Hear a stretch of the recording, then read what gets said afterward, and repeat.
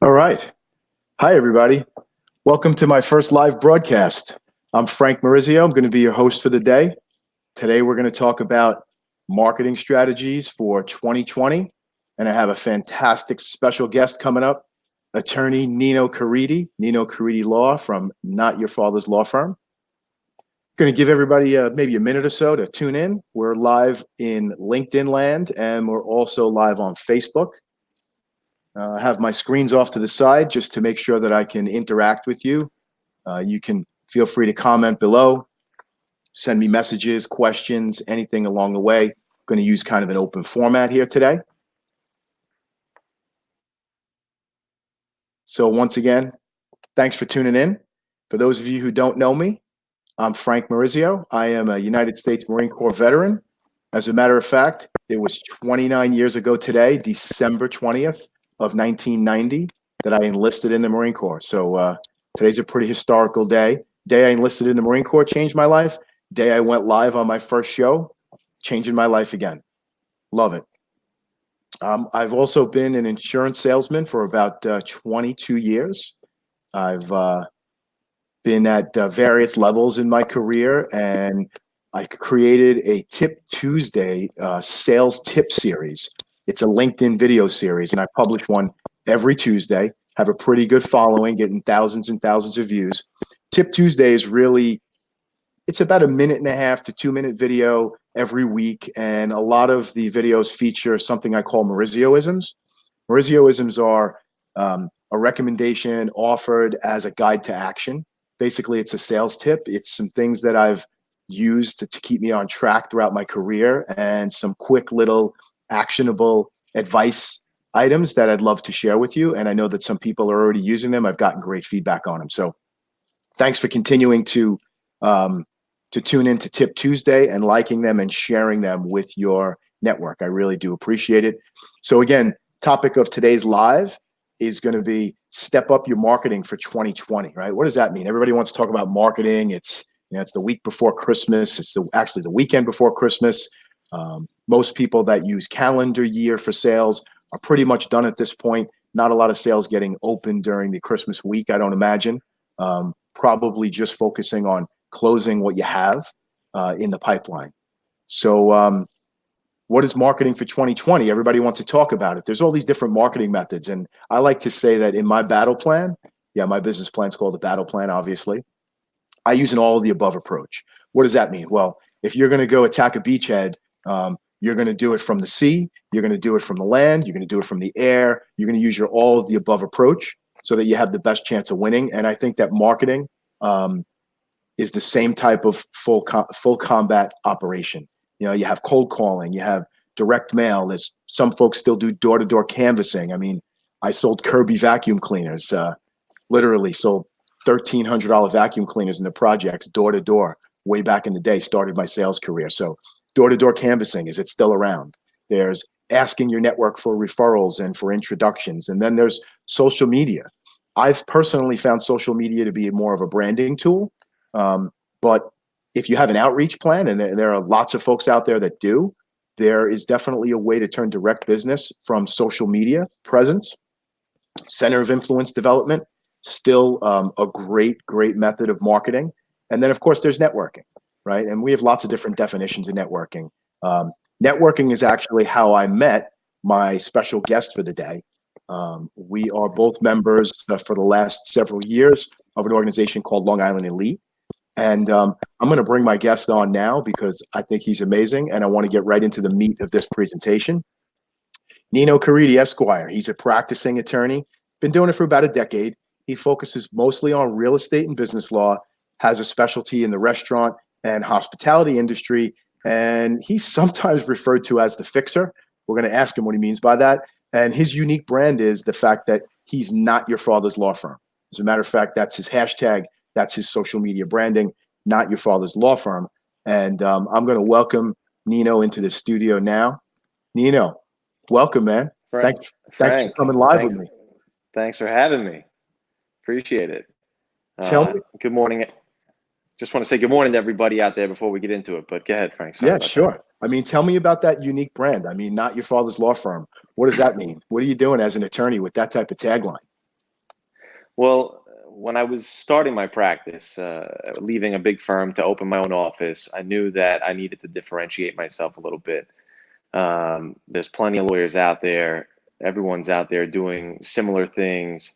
So some people say you need to specialize in a certain area, and even then you still are one among many. So how do you differentiate yourself?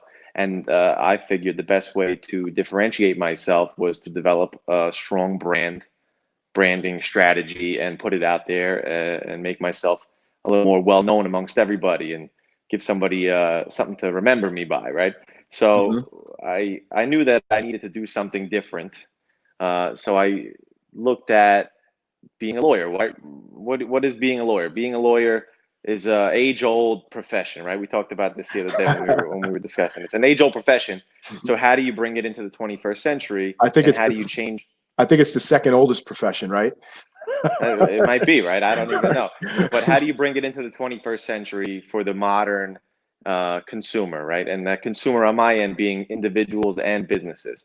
So I said, all right, well, there's been some branding out there, different products and different things in the market. They call themselves Not Your Father's, right? Not Your Father's root beer is a thing right now, and it's an alcoholic root beer. So it's not the root beer that your father would drink or your grandfather or whomever. I think I'd like to drink that. Let's give that a shot. Yeah. So I figured Not Your Father's law firm, right? So what was your father's law firm, and what is that, right? So I said it was this age-old profession. Attorneys, at certain instances, may have been inaccessible.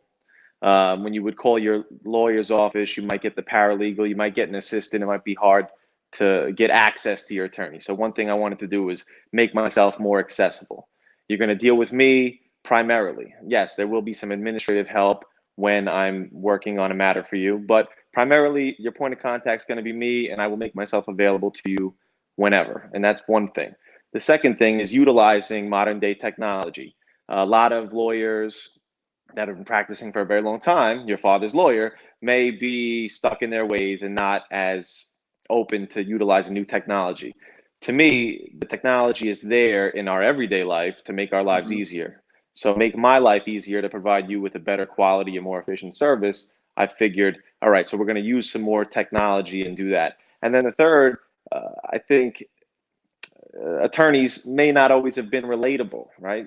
You go to your attorney, he's whatever, right? An older man, older woman, they're a little intimidating. They've been practicing law. They're in this stuffy office, books all over the place, whatever you have. I want to be more relatable. I want to be. I am one of you. I am a peer of my clients, right? I'm a business owner. They're business owners, or they're individuals buying a house. I just bought my house with my wife this past year. So I want everyone to know that I'm relatable. I'm in the same position you are in multiple instances, and that you can call me and think that I'm giving you the best advice I can because I know I've been there. And that's it. So when we were talking about the not your father's branding part, Right. I think it's something that people could take into practice in any industry, right? Utilize modern technology, make yourself accessible, make yourself relatable, uh, and do that in your everyday practice. So it's a modern day strategy, right? It's a service model, right? Because you're in the service industry, much like I am. I mean, I sell products, but products, in my opinion, only get sold when you provide somebody with a service and you solve a problem that you're able to identify. I Hmm. think what you're onto is, so we have a mutual friend. We have a mutual friend, Bill Corbett, and he's the LIPR guy, right? He's a fantastic Yeah. public relations guy.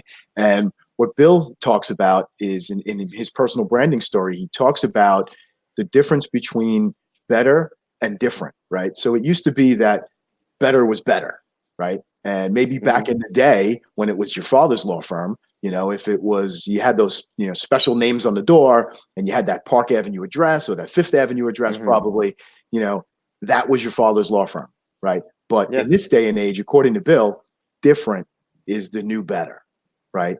So what's different? Yeah. What's different is you're not my father's law firm, right? I Uh-huh. mean, you are in a prominent area, and we're gonna talk about your new office, your new location. But before we get there, I just want to check in here. We have some folks tuning in. Want to thank all the guests for tuning in, both on LinkedIn and on Facebook. I have you over here, so I'm checking it out. Um, All right. if you have any reactions, any questions, anything that you'd like us to talk about, please do that right here in the comments, and we'll be happy to address those. So, going back to my intro of Nino, the way we met is in an organization called Long Island Elite, longislandelite.com. It's a networking organization, but secondarily to that, we're also a charitable organization. We're a registered 501c3. And what we do is the way that we give back to the Long Island community is we take nominations from our members every year. We have about 90 professional members. We are semi-category exclusive, but we have a great group of people. We've developed great relationships with each other. We take nominations from our members, and then from there, we have a charity selection committee that chooses the one charity partner from Long Island from the year that we as an organization are going to spend the entire year supporting and making a huge impact on their programs. We oftentimes have a gala, and then at the end of that gala, we have a pretty big check. We did a nice check presentation last night to Long Beach Reach, or Long Island Reach, which is going to be their new branded name.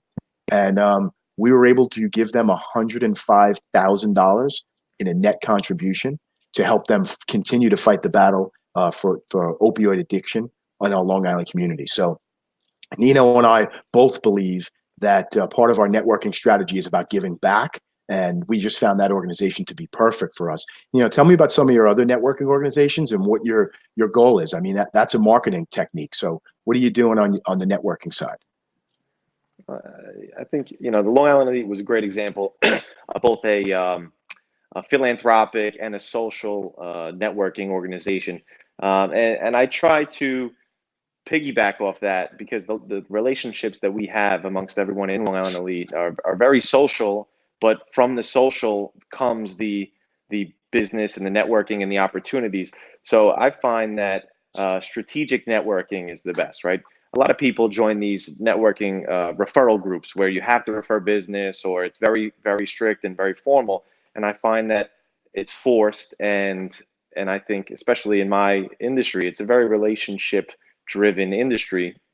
You're only going to use the lawyer that you trust, and you find that you share the most in common with. You trust them. They're more, like I said, more Mm-hmm. relatable to you, and I think so. So part of my networking strategy is kind of aligning myself with like-minded professionals and trying to become more social with them. Doing close, small group dinners, lunches, Yep. one-on-ones. Attending events is great to start a connection and grab a business card or see. But I find that attending a lot of events is very difficult. You don't Mm-hmm. get a lot of one-on-one time with people. It's good to see Right. people and shake hands and meet new people, but you have to follow up. And I think a sales guy like you, the follow up is so important. That's the And secret. I'm starting to learn that I need to be more of a sales guy in my role as an attorney to continue to build my business, right? Doing the legal work is only one thing, but if I don't continue Sure. to sell my service, I'm not going to be able to build my business over time, you know? Right. So another component of networking is also professional development, right? So we talked about relationships, we talked about giving Hmm. back, and of course growing your, I don't really like the word, but growing your network, right? Growing your personal, um, let's call it your quiver full of folks, right? That you have as Hmm. resources. So have you used networking in a way to develop your career? Are there people that you're getting mentorship from? Are you learning techniques from people? Because I know I certainly have. Any examples that you have that you can share with us on that? I mean, excuse me. I mean, networking allows me to meet plenty of attorneys, right? So a lot of attorneys do different, practice different types of law. So it Got gives it. us the opportunity to either refer business back and forth or learn more about each other's practice. And although I like to call myself not your father's law firm, there's plenty of well-established practitioners out there that are mentors to me, and I tend to take a page out of their book and I try to give them a page out of mine sometimes and say, hey, you know, maybe you can be doing this a little differently. I appreciate what you're doing. Oh, that's a great idea. You know, and as much as technology is great and everything is great, the some of the practitioners with the most experience happen to have some well thought out techniques as to handle matters, handle office matters, or anything like that. So I use them as a resource for sure. And then, like you touched on earlier, the center of influence marketing is huge, and the networking allows us to build our circle full of people that are centers of influence. And in my industry, you know, it's great to connect with accountants, realtors, financial advisors, um, and even just great networkers. There are some people out there that are that are in other industries that just network great, make great connections for people, Yeah, and those are connectors. great centers. Yeah, connectors. That's it. Connectors. No, absolutely. I'm glad you touched on that because in my opening, I talked about all the different types of marketing methods, so to speak, and is the all of the above approach right for everybody? I know that attorneys do have some restrictions, and there's some. It's different than other sales organizations. So I imagine that COI development, center of influence development, has to be really, really important for someone like you. And although it seems unnatural when you start thinking about it, getting deep relationships with other attorneys um, is really a great source of business for you, right? Because you're a specialist. Tell us about being the fixer. Where'd you get that? Where'd you get that moniker? And tell me a little bit about how you use it. Well, I like to think that I fix my clients' problems, right? My two things: you fix your problems and help you achieve your goals, and that goes for individual clients and business clients. So on the business side, I tend to represent various different clients in different industries, privately owned businesses, family owned businesses. These are people that I consult with often, oftentimes multiple times a week on various issues. I want them to be able to call me for anything, right? And part of that is, if I can't help them with that matter, I want to be able to connect them with someone that can, and that comes from the networking and creating that circle of other people that can help those people. So to give an example, right? So like I said, I represent some businesses, business owners, and if that client of mine, a business owner's son, wife, daughter, nephew, whomever gets a traffic ticket, I want them to call me and say, "Hey, Neen, my son got a traffic ticket. Someone got a traffic ticket. Can you help us take care of it?" And on the traffic side, I happen to used to. I was a Nassau County traffic prosecutor in past part of my career, so I can definitely help them with that matter. Or I if it's can something that's I can personally attest to this. yeah, Nino and see, I did spend a half a day once in Nassau we County did, Traffic Court, and I was acquitted, by the way. So thank you very much. yeah. So Fantastic. yeah, so I keep that line of communication open with my clients, and I want everyone to be able to call me with any legal issue or any business related issue, and let's figure out a way to fix it. Because if I can't do it, somebody in my network can, and that comes from keeping that tight knit group of people that are well versed in their field, whether it's accountants, attorneys, realtors, financial planners, and financial advisors. Anybody, I want people to come to me first, and then let's figure out a way to fix the Right, problem. make me the first call. I'm the fixer. I get it. Yeah. Either I'll fix it myself, Yeah. or I have the person in my network that I can connect you to, and I'll get it fixed for you. That's fantastic. Yeah. It's really great service. Yeah. You know what? People, once they get a relationship with you, they get comfortable with you, and you know, as as a financial advisor, when you're in my industry, sometimes can become either the quarterback of the client's relationship, or you could be the specialist in the client's relationship, right? A lot of people look to their financial planner as the quarterback. He's the one, or she's the one, that's going to coordinate the insurance advisor, the investment advisor, the attorney that's taking care of the trust and estates, the accountant that's doing their personal returns, the accounting team that's taking care of their businesses, their consultants, their CFO. So a lot of times the CFP, or the financial planner, is the quarterback or the coordinator. In the legal industry, I like to think of you as my fixer. You're my first call. Hey, Nino, this is what's going on. What do I do with this? And I know from experience, you're either going to say, hey, I could fix that, no problem. Or you're going to say, oh, I got a guy. I got somebody that's going to fix it. That's it. And you connect to me, and away we go. So you've put yourself in a really great position. I want to talk about, I want to make you big for a second. I can see your brand back there. I can see your Nino Caridi Law. And I know that you have I'm going to put up I'm going to put this up for a second. I know that you just went through a new branding exercise, and there's your new logo. Really love it. Super clean. Looks almost like a signet ring, like you're some kind of superhero.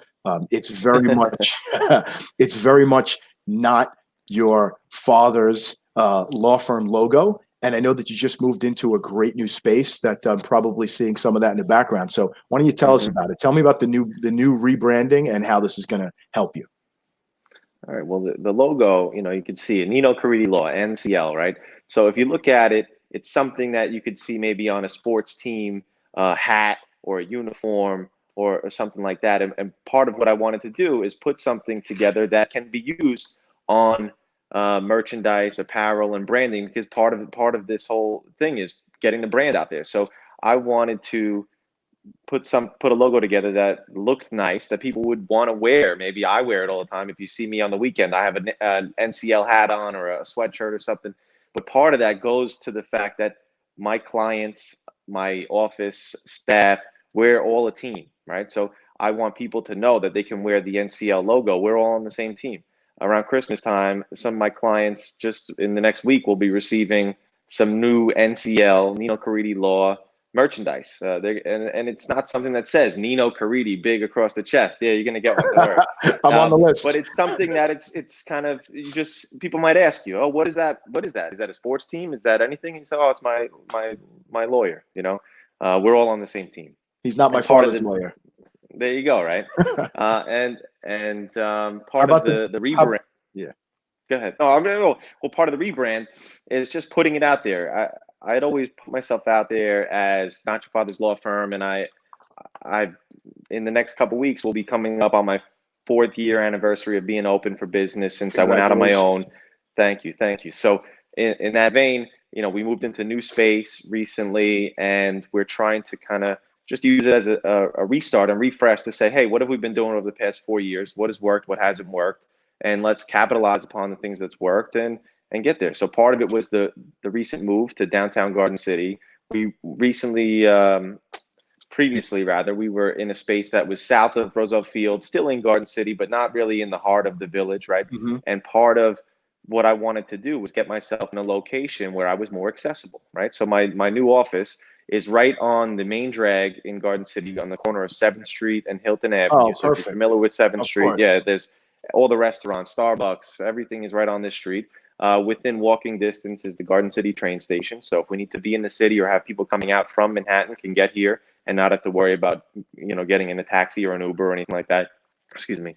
And I want to, immerse myself in a community. I want to be the go-to guy in town that people know they can come to for anything, any legal related matter. And that's part of what you'll see in my future branding that's going to be coming out in the new year. Is we're launching a new line of service called Everyday Legal by Nino Caridi Law. And what I got into earlier was saying that for my business clients, I often consult with them often, right? Multiple times a week, multiple times a month, Sure. What have you. So, and in doing that, I learn a lot about them and their business and what goes on in their business and personal life. But on the individual client side, I don't often have that opportunity because it's a one-off transaction. So what we're trying to do is show these clients, these individual clients, that, hey, if you're buying your house, your first home, you're selling your home or what have you, that's great, and we want to represent you on that transaction, but we want you to know that we can always help you with other things in your life, and we want to develop a strong relationship because we want you to keep coming back to us and know that we will be here to help you. So part of that is uh, Great.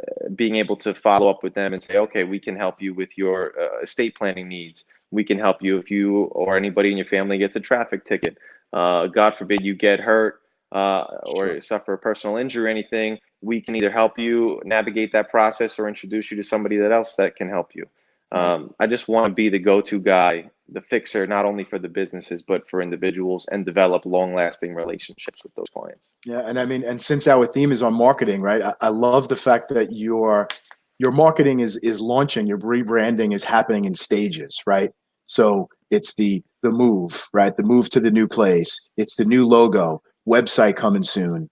You know, your next phase coming out. I'm sorry, what did you call it again? What's the next phase that's coming out? Everyday Legal by Nino Caridi Law. Everyday legal. So it's happening in stages, and this reminds me of a Morizioism, um, something that I use in my Tip Tuesdays. And I like to say that, you know, by the inch it's a cinch, but by the yard it's hard.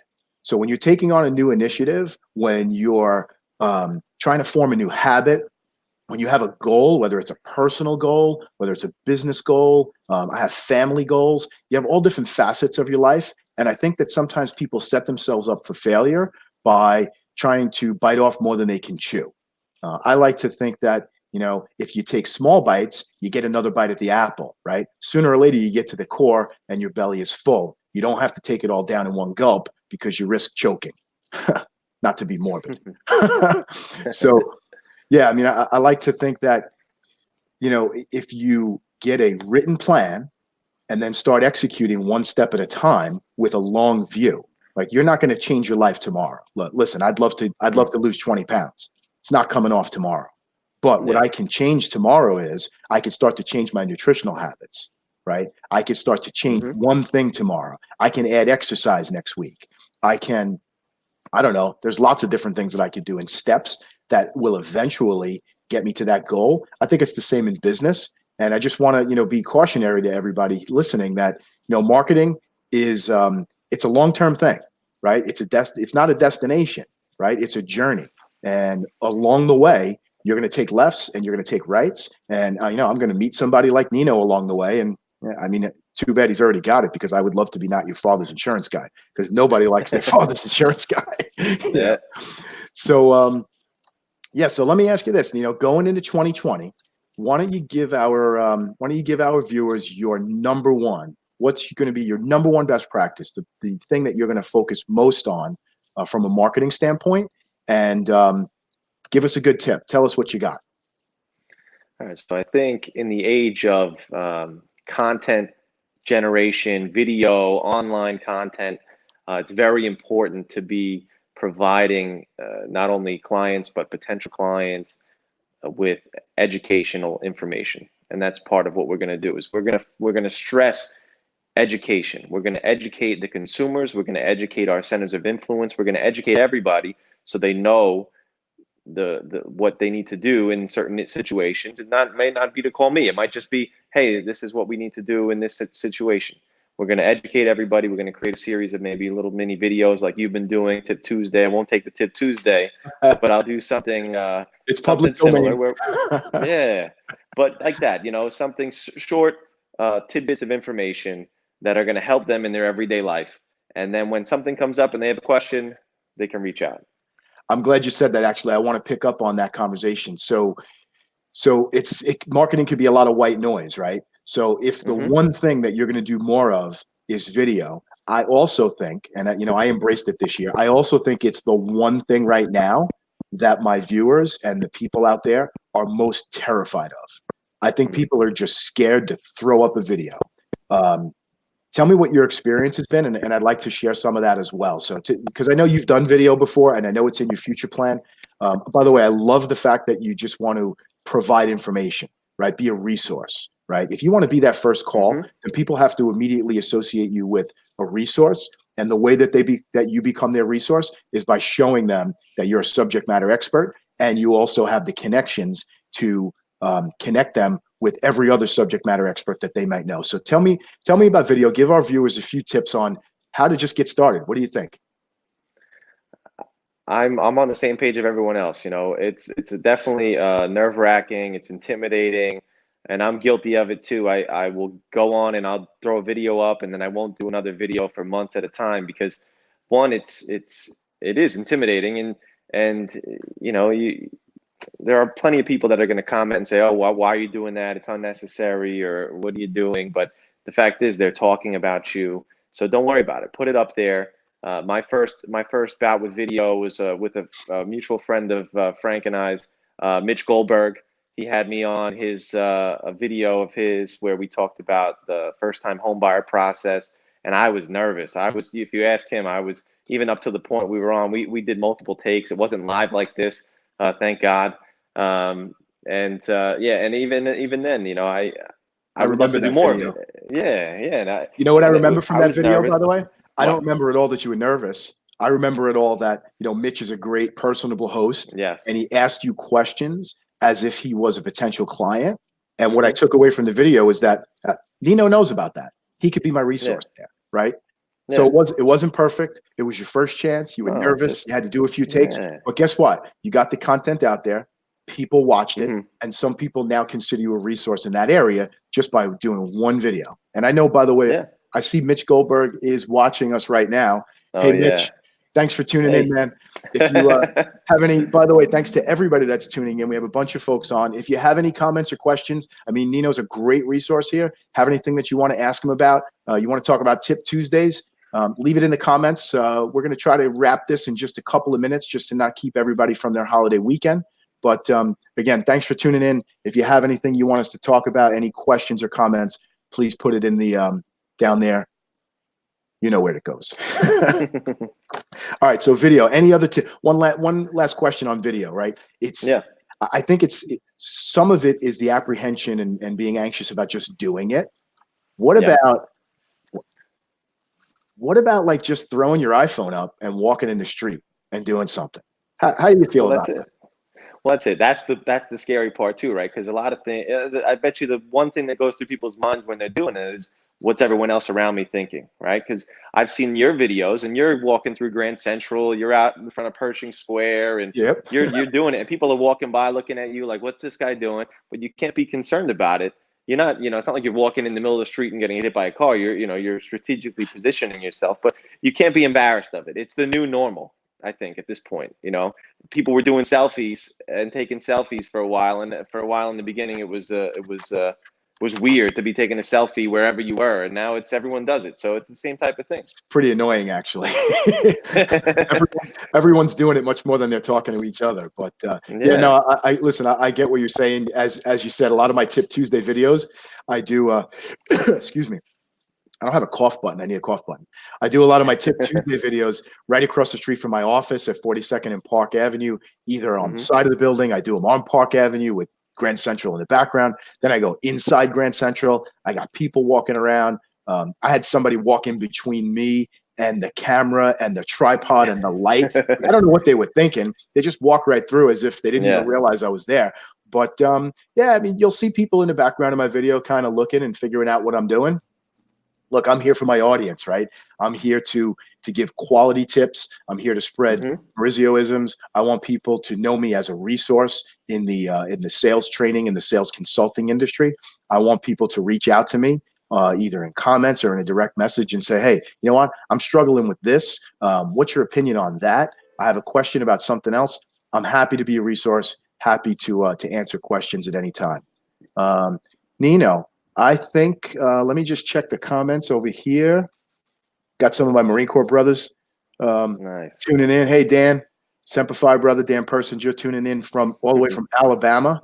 Who else is out Wow. there? Let's see. I got Davey Ingram. Hey, we have Filippo Empanado. We have our mutual friend Hey. Philly is out there. Who else is out there? This looks like, I got to make this big. That looks like Michael Haltman. Thanks for tuning in. Ben Cooper is here. David Batan is here. Jenna Natali, David Nedlin, Barbara Berman, Dominic Licata. Wow, we got a whole bunch of folks out here. Bobby Ross is here saying, "Hey, buds," as usual. Hey, Bobby, what's up, man? Yeah. Bobby's another member of our Long Island Elite group. And I think at this point, Nino, I'd like to let's thank our viewers. Oh, I got Rob Cartwright, the cat face, meow. He's tuning in. Thanks, Rob. Appreciate you. Rob is an awesome, awesome influencer. As a matter of fact, I'm going to get Rob on a future show. I think he has some great information to share with my viewers. At this point, Nino, I think what I'm going to do is I'm going to thank everybody. I want to thank you a lot, man. I think we had a great conversation. I think there's Alina. Alina Hates just checked in. Thanks, Alina. I think we gave out some good information. We shared some good stuff. I really enjoyed the conversation with you.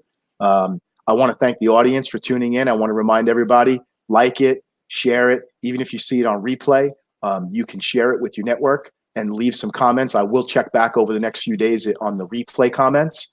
You could always message me with any questions, and I really do appreciate you helping us spread the word and getting some of Nino's great tips out there. Nino, any closing remarks from you? I just want to thank you for having me on. I look forward to continuing the dialogue, putting some content out there in the new year, and maybe we do a follow-up later in the year as to how everything worked out. All right, I'd like that. I got a future guest. Fantastic. Well, there you go. we got lots of likes, so I think the jury is in on Nino. He's not your father's law firm, but he's definitely has some marketing ideas that people want to listen to. So with that, I'm going to leave the studio. I want to wish everybody a Merry Christmas, a Happy Hanukkah, a very, very happy, and most importantly, a healthy 2020. Christmas Eve next Tuesday does not mean that there will not be a Tip Tuesday, special holiday version coming. We're already working on it. So be sure to tune in on Tuesday. And that's it, everybody. Thanks. Have a great day.